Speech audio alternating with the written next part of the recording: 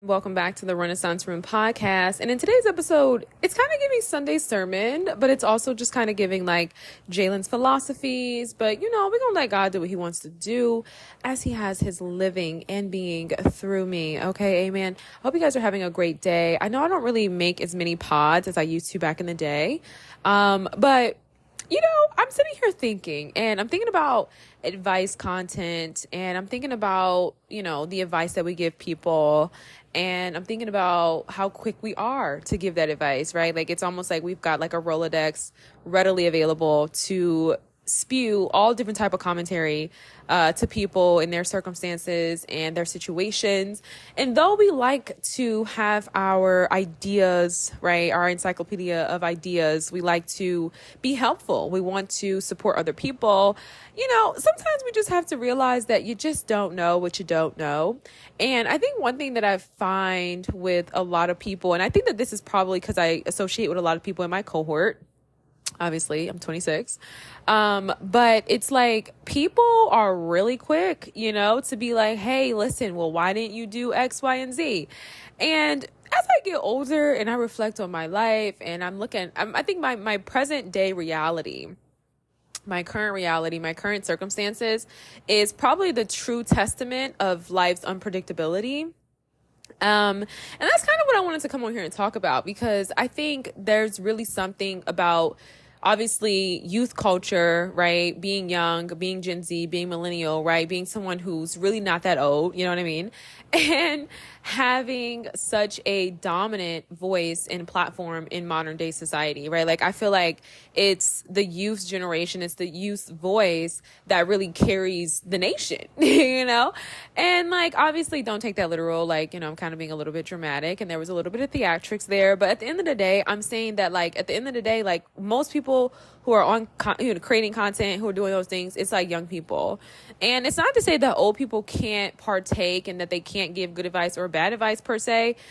We obviously know that with a lot of our elders, okay, they do have the gift of wisdom. Okay, they're able to give us real world insight. But we also know that so much has changed from then and there and then and now. So we have to kind of like chew the meat and spit out the bones, because we now have technology. And so in a lot of ways, we are more knowledgeable.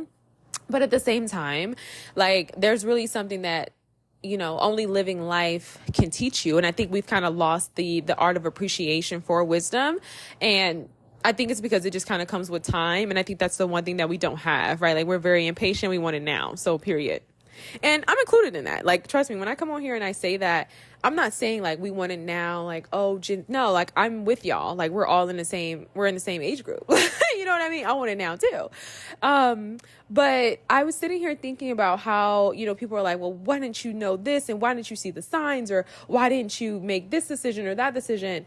And I think we forget the reality that you're going to go through stuff in life, And I think we forget the reality and the realism that like, you don't know everything. Right. And like, you literally make the best decision at the time in which you make the decision. And then you move forward and you continue to make better decisions as you go. But it's like, I think that this is also kind of why we have the anxiety, right? And the influx of like indecision, because like so many people are plagued by this pressure to like always get it right and not make mistakes. But it's like, that's just not life. And I think the reason why we are in that space of indecision and we're in that space where we're continuously anxious is because we see how people are ridiculed for making mistakes. And we know for a fact that if we were to also make those same mistakes and we were to actually just kind of get out here, live life, we would actually make those same mistakes and we would find ourselves in those situations. And I think that this is the lost art of humility, right? I don't think humility is being someone who has, or, we can honestly say like in modern day, like privilege in some kind of way, and downplaying your success, downplaying your accomplishments, downplaying, what I mean, your access, your materialism, like downplaying your achievements and the things like that. Like, I don't think that that's humility, but I feel like that's kind of what we've swapped it as, and it's not to say that like you have to tell all of your business, because I do think there was definitely, for me at least, there was a point in time where I really found myself on the other end of the spectrum. Okay, girl, I was like, so quick to share all of these things that happened in my life because I didn't want to appear to be like arrogant. So I think you have to find a balance with that. And I think discernment can help. But I definitely feel like we're at this place now in society where a lot of people are just really quick to downplay certain things that, will really help people, right? It could actually be something that's inspirational, but it's all in the name of like false sense of humility, I can honestly say that life is just a little bit more unpredictable and more complex and complicated than we like to really see it that way, than we like to assume, than we like to realize, like I think a lot of times we are just so quick to just be like, well, why didn't you do this, or why didn't you do that, or I would have never made that decision, or you know what I mean? But it's like, it's not really until you start like living life and actually being an active participant in life, right? Like I'm not talking about like sitting on your phone creating content for your YouTube, you know what I mean? Like just uploading videos, like not saying it doesn't take work, but like it's more so like working smarter rather than harder. It doesn't really take a lot of physical exertion. So it's like, I feel like it's not until you really start engaging with life, engaging with the people around you, that you actually start to see that life is a lot more complicated. You know what I mean? It's a lot more complex. I sit at, where I am right now in my life, and I think some of my mood swings and some of the things that I've been going through just on a personal level have all been influenced by me actually being at this point in my life where I can really reckon with the cards I've been dealt and the complexities and the expectations and you know what I mean? Like all these different things, the stigmas, the stereotypes. Like I feel like 26 was the year where I really sat and reckoned with certain shortcomings, whether it be like societal and like social shortcomings, you know what I mean? I environmental, circumstantial, like just everything. And I started to really sit and see how complicated life really was and how complicated my life really was. And not in the sense of like complications as in like difficulties, because I think we all have difficulties.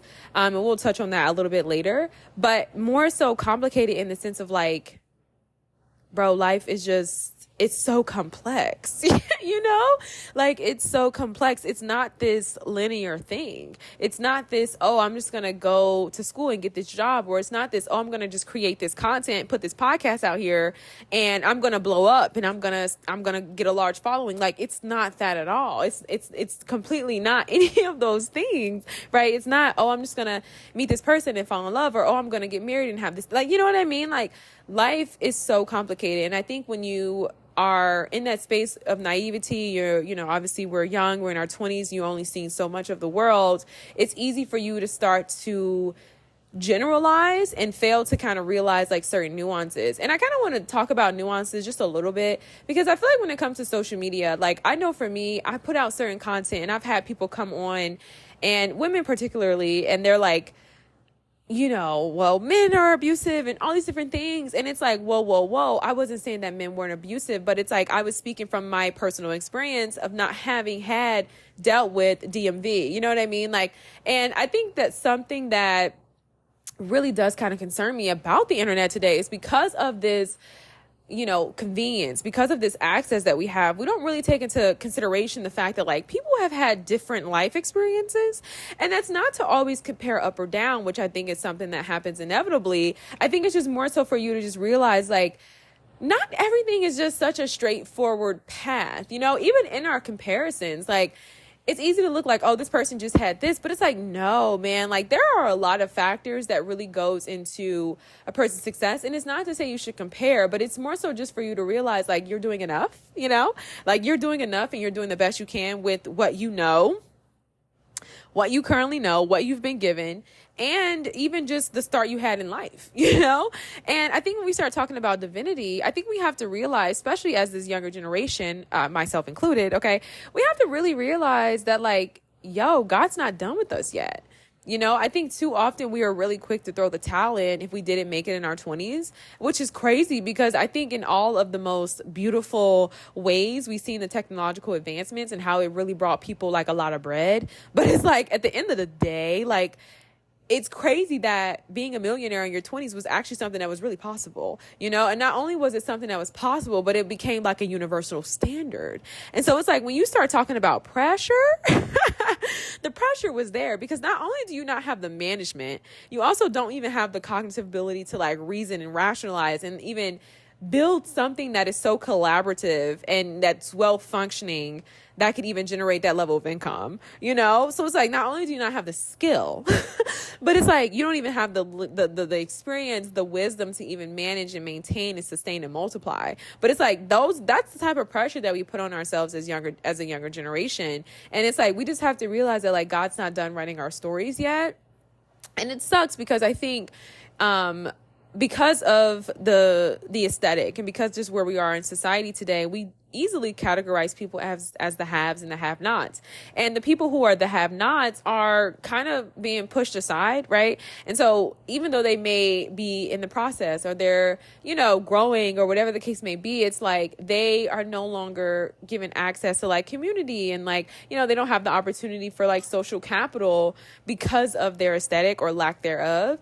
And so I feel like that also kind of sucks because it's like, I think that's also what's causing a lot of people like depression and isolation and things like that, and even social anxiety, right? I don't think social anxiety is like, oh my God, I can't be around people, I'm just feeling like super queasy. I think social anxiety is, oh my God, people are looking at me, right? What do? You know what I mean? When you don't really know what you do, you know what I mean? Or you may have a podcast, but it ain't really doing all that hot. So it's like, okay, or it may just be like, yeah, I have a podcast, but it's not something that I'm trying to brand. You know, this is kind of like my hobby. You know, this is the thing that allows me to be expressive. This is the thing that allows me to kind of just like decompress, and it's really fun. And I like that there are a few people who still tune into the podcast, you know what I mean? But it's like, it's not something I want to brand myself as. So I think that social anxiety creeps up when the pressure in our peer groups today in American society is to be someone who has achieved some level of that privilege that comes with like our youth obsessed culture. Like, okay, are you a content creator? Period. And do you have 100K subs? You know what I mean? Like that's kind of how we engage with one another now. And anybody who doesn't really fit some level of, you know, like aesthetically appeasing attainment, I guess you could say, like if you don't have like some type of aesthetically appeasing achievement, then you're an outcast. And I feel like back in the day, being an outcast was just being someone who was like a little unique and a little quirky. And like, you know, like I know for me, I always kind of got along with like the emo kids, the drug, you know what I mean? Like the Grudge, you know, they were just really smart, you know, but it's like to be where we are today in modern society is just different. One of the biggest things that I always bring up about social media, right? Especially just coming from someone who just kind of looks at culture and like assesses it and, you know, kind of likes to look at things from a critical perspective. It's just the wealth disparities, right? Like when I'm on YouTube, when I'm on Instagram, when I'm looking at these content creators, and not even more so coveting, but just more so realizing like the lifestyles of some people, right? I see certain Black content creators, I see certain foreign or immigrant content creators, right? And like I see certain white content creators, and like on average, like these people's houses be like plushed. You know what I mean? And I'm like, bro, white people really be paid. Like white people really be getting money. And like this for me, it's just one of those things that that's why I'm just so big into hitting the books, because I'm like, why is that? And I know this was kind of like a sidebar, but no, it's a real thing. You know what I mean? Like the wealth gap is so real. And so I don't know, that's just kind of like a sidebar, but I would just say that like, if you are someone who's into reading and you like, you know, this is not going to be an ad for a book club, hint, hint.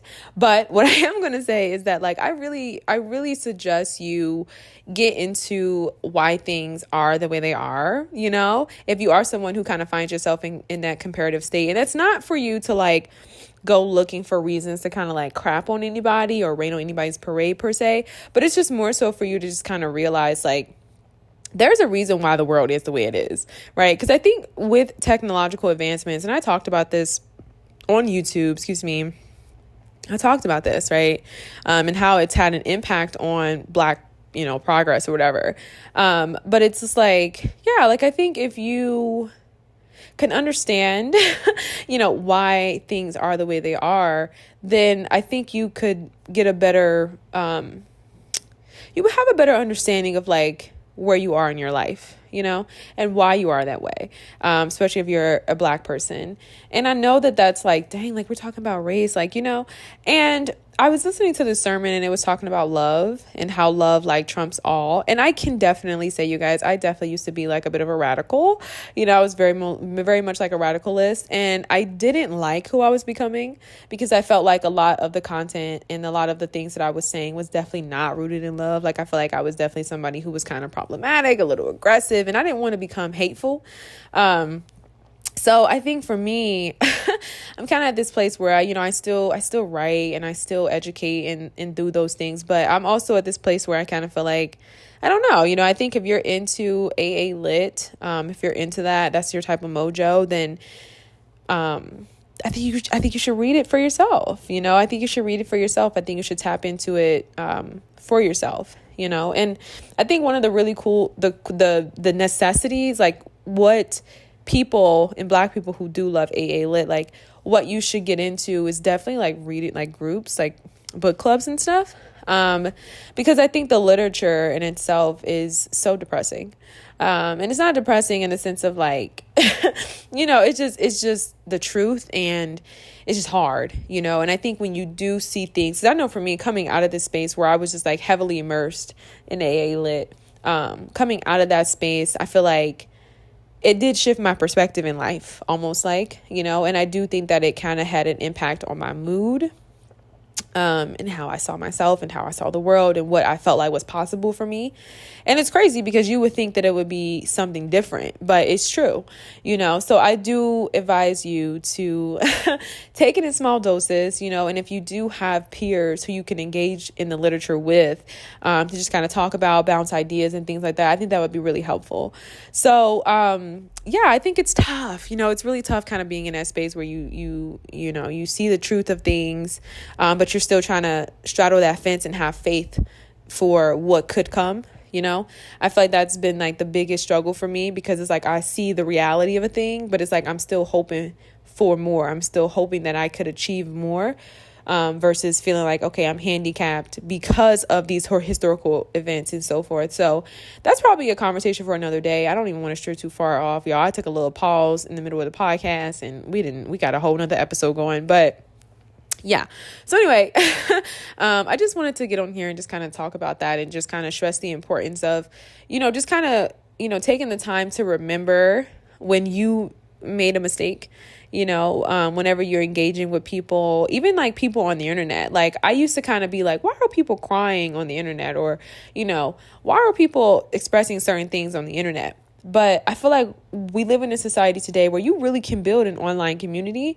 And I'm actually not opposed to that. Like, I think it's actually pretty cool. Like, and I think it's very courageous, and I think it's humane, I guess, for people to come online and share their experiences, certain things they may be struggling with or questions they may have, because I think it's important for people to know that they're not alone. And back to what I was saying about white content creators and just kind of noticing like the wealth gap.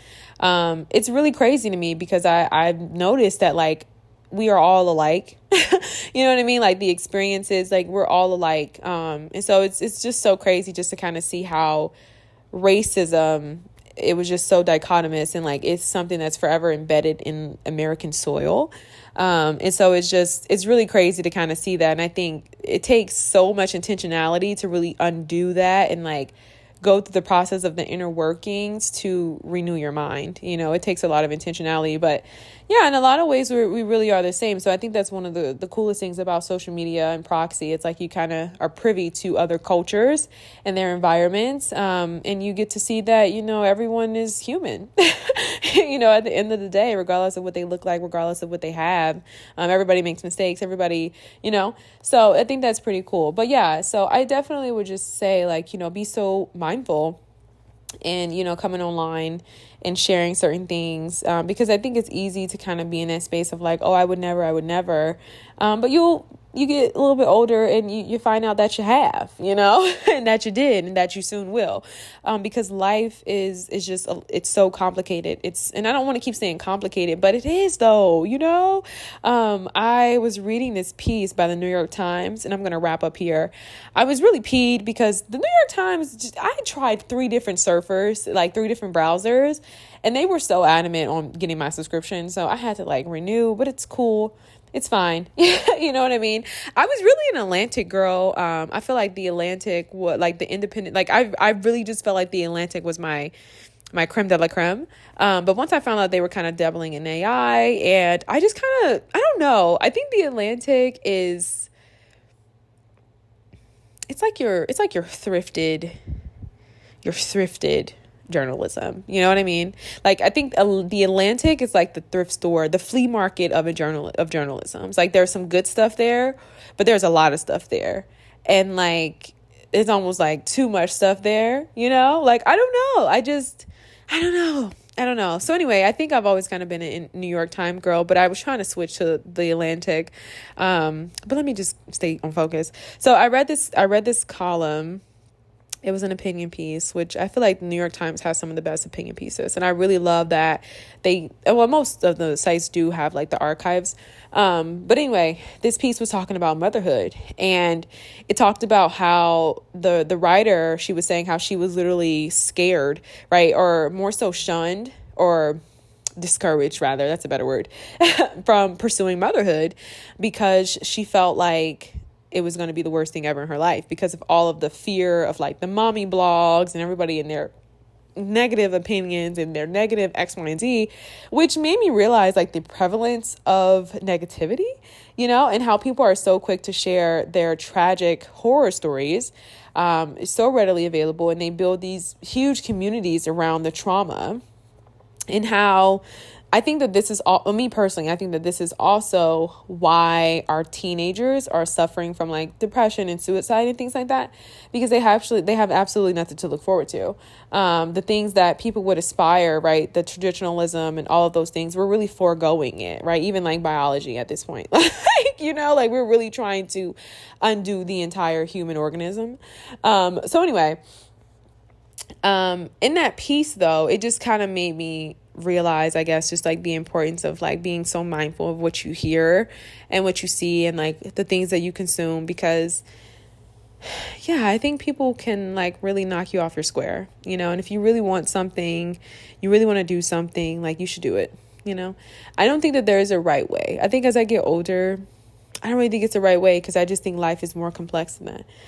Everybody has a starting point, and and I don't mean in the literal birth. I mean the circumstances, the environment, you know what I mean, the people that you're who bore you, you know what I mean, genetics, there's just so much there that I just think we have to just be mindful of the content we create and the things that we share with one another, with our online communities, centering advice, because life is just way more complex. And even when it gets complicated, we can still handle it, right? We're human beings. We're built for tough. Shout out to the American manufacturer.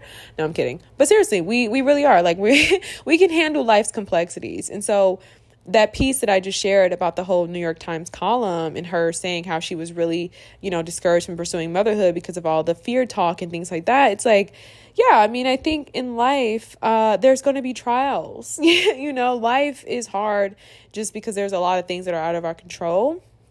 And because life be lifing. But it's true that you're going to be okay. You know what I mean? That's just life. And I think because of the aesthetic of comfort, because of the wealth proxy, because of the, social, the celebrity proxy, we think that life should be easier, and it's those things that kind of make up this propaganda of this easy life that makes a lot of people strive for something that doesn't actually exist, because those are the things that, produce character. It's the adversity. And I can definitely say if life was very easy, if I just went that straight shot and I always went that straight shot, it would be very boring, because I would never feel the need to look to the left or the right of me.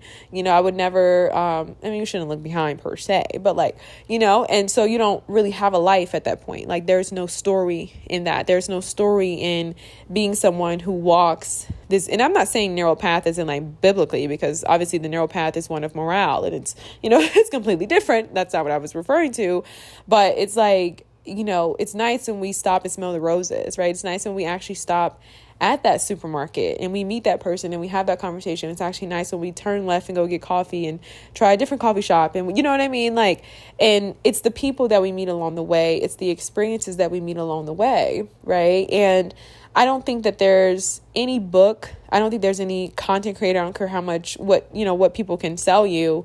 Nothing can prepare you for what you're going to say in the next chapter, or what you're going to say when you meet that person at the flea market and you have that conversation, you go to that coffee shop and you know what I mean? Like nobody knows what's next. And I think that's my overall premise of this podcast. So that's life, right? And when you actually become an active participant in your life, you're going to make choices, and some choices are going to be bad choices. Some choices are going to be good choices. Some are going to be neutrals, right? They're not really going to have a lot of,